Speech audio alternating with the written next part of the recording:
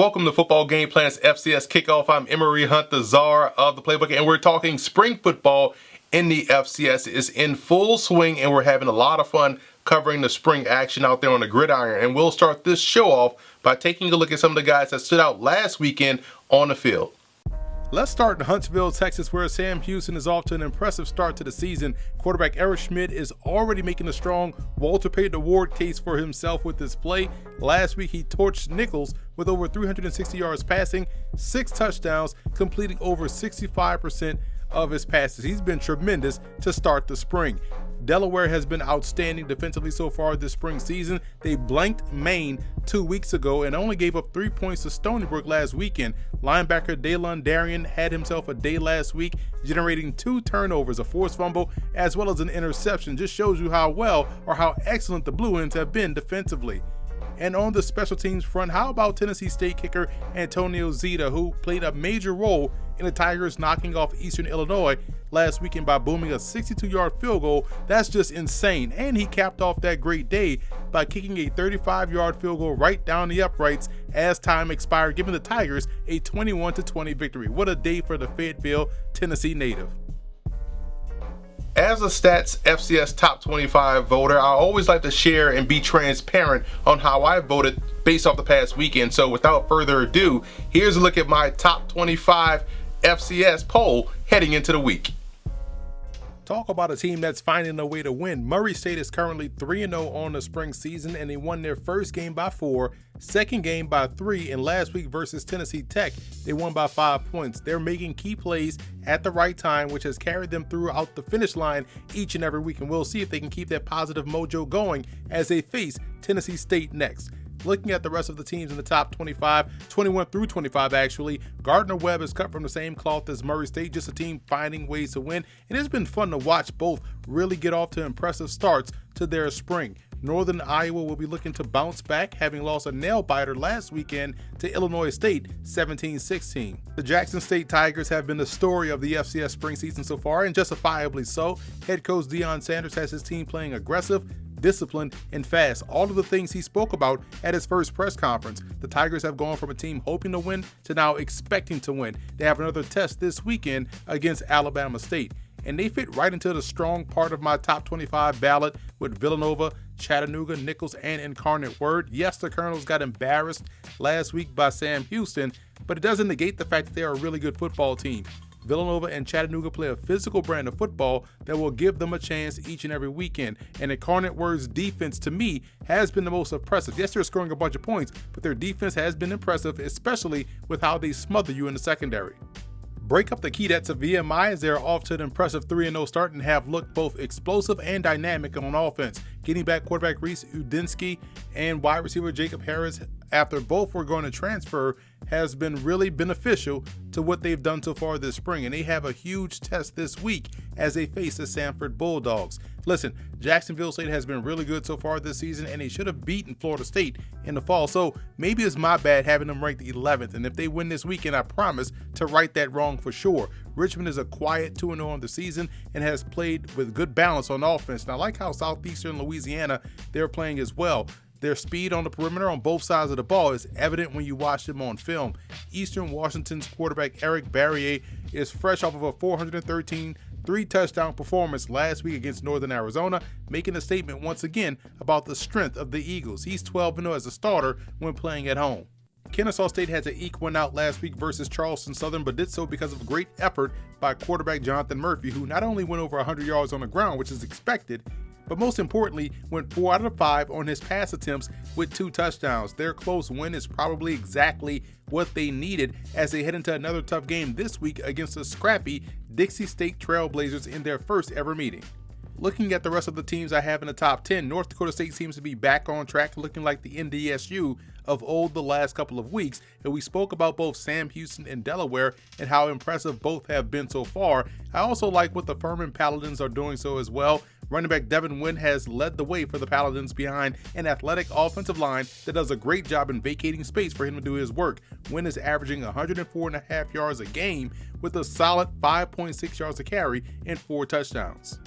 The Southern Illinois Salukis have put together an impressive resume so far this spring season. Even going back to the fall, they knocked off 25th ranked Southeast Missouri State, and coming back to this spring, they knocked off the number 1 team in North Dakota State. Last week, they knocked off the number 4 team in Northern Iowa, and they have a big time test this week against the 6th ranked South Dakota State Jackrabbits. Should be an outstanding matchup in a game that could catapult either one to that top spot, depending on how that North Dakota State game goes. So big time game this weekend between the Salukis and the Jackrabbits. And here's how the rest of the top 5 shook out for me this week going into spring week number 7. Again, North Dakota is playing some phenomenal football, and they have a huge test this week against North Dakota State. But James Madison dealing with COVID issues right now. Weber State quietly sitting there at 2-0, one of the stronger teams in the FCS, and they have an opportunity to move up depending on how that North Dakota State games ends up. But as you see, for me, it's 4 Southern Illinois and 5 South Dakota State. But this is a very good spring season so far in the FCS. Now let's kick off this week's action with some game previews, and we'll start in the NEC with Bryant playing host to Wagner. Bryant's run game helped pave the way for them last week against Merrimack with over 200 plus yards on the ground. The last time we saw Wagner, they were holding up just fine defensively in my opinion, but their offense couldn't sustain drives or put points up on the board, subsequently putting their defense in the bind. I see that being more of the same this week. I'm taking the Bulldogs. Big matchup in the SWAC between Arkansas, Pine Bluff, and Grambling. The Tigers will have to sort things out a little bit on offense as their offensive coordinator, Mark Orlando, has resigned, and we'll see how that will manifest itself out there on the field this weekend. The Golden Lions defense, especially in the secondary with cornerback Sean Steele, who already has an interception on the season, has played really well so far to start their spring campaign. I do like Pine Bluff in this ball game. Grambling has too much going on right now, and the Golden Lions come into this matchup a bit more stable. It's a really good matchup in the Southland Conference between Southeastern Louisiana and Incarnate Word. You look at Cole Kelly, the quarterback for Southeastern Louisiana. He's off to a fantastic start to the season. And their offense, like I said earlier, can do a great job of spreading the field because they have tremendous playmakers on the perimeter with a lot of speed. Incarnate Word is doing a great job themselves offensively with the help of running back Kevin Brown, who's outstanding, went over 196 yards last weekend. And Cameron Ward, their quarterback, is a freshman, but he's playing really well, man. I'm just impressed with how well he's played so far this season. He's provided the good balance they need. I think that balance will help them out against a team like Southeastern Louisiana. So I would expect a high-scoring game between both squads, with the secondary of Incarnate Word helping out their defense and slowing down that passing game of Southeastern Louisiana. I'm taking the Cardinals. Underrated matchup here in the CAA between Rhode Island and Albany, and you talk about the Rhode Island Rams doing a great job against Villanova.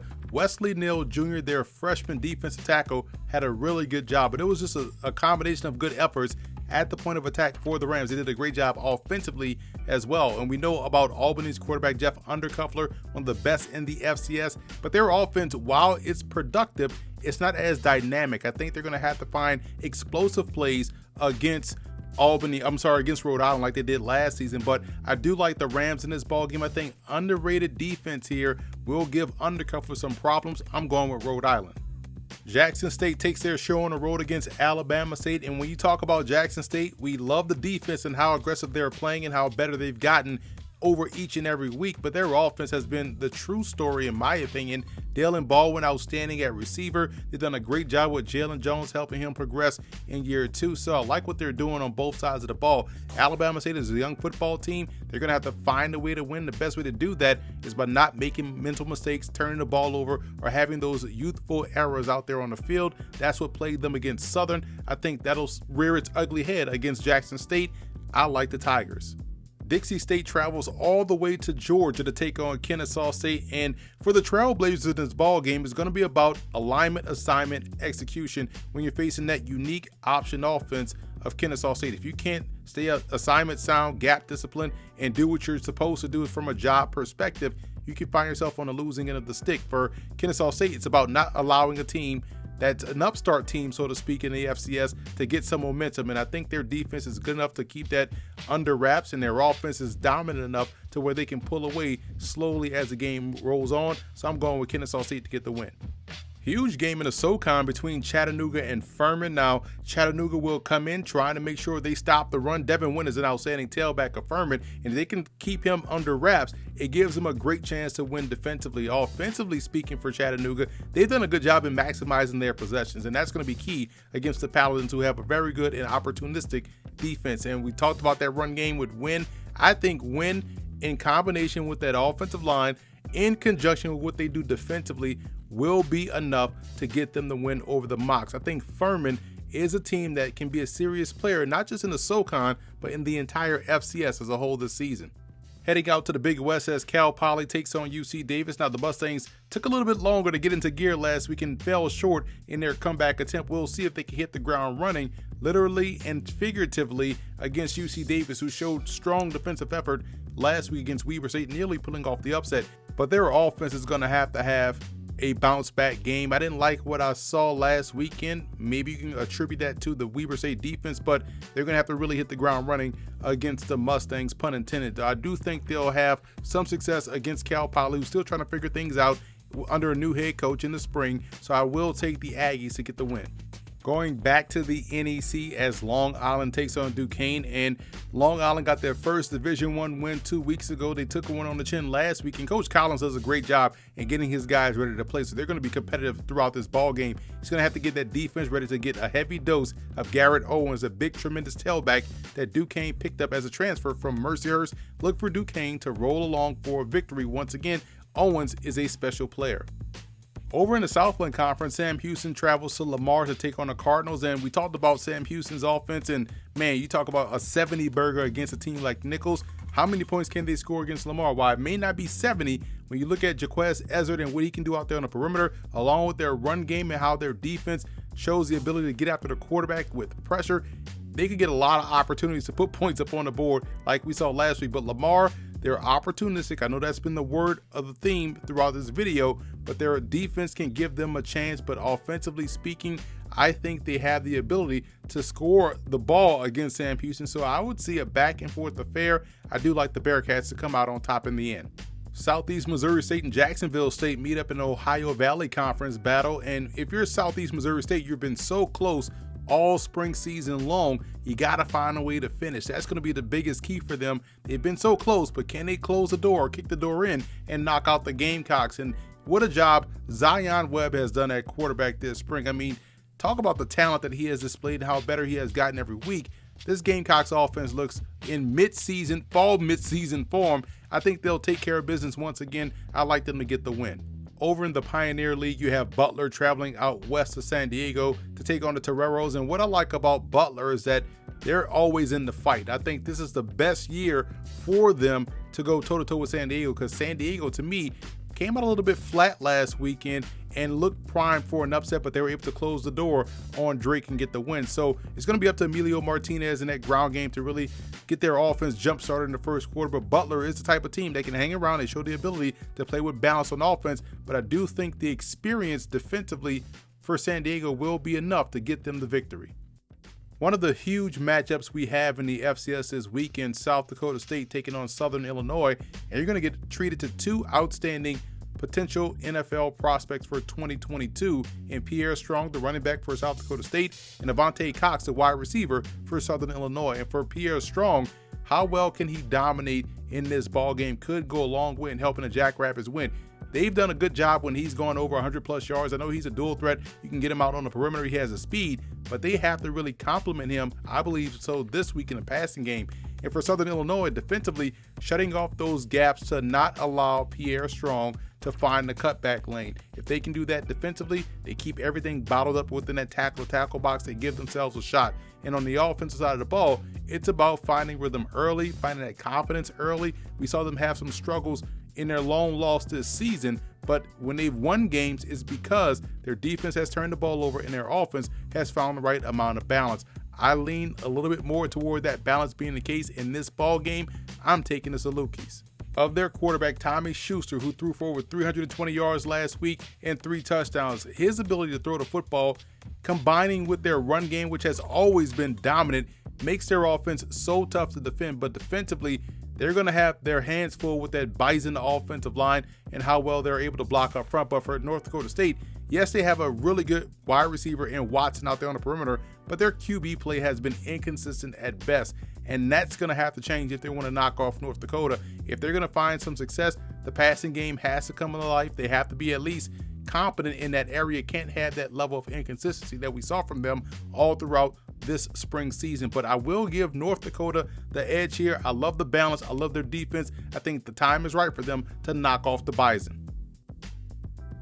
So that's it for Football Game Plan's FCS Kickoff Show. I am Emery Hunt, the czar of the playbook. Be sure to follow me on all of my social media accounts as you see at the bottom of the screen. And don't forget to check out and subscribe to the Football Game Plan Network located at youtube.com/footballgameplan. Also subscribe on iTunes to Football Game Plan Podcast and leave us a 5-star rating.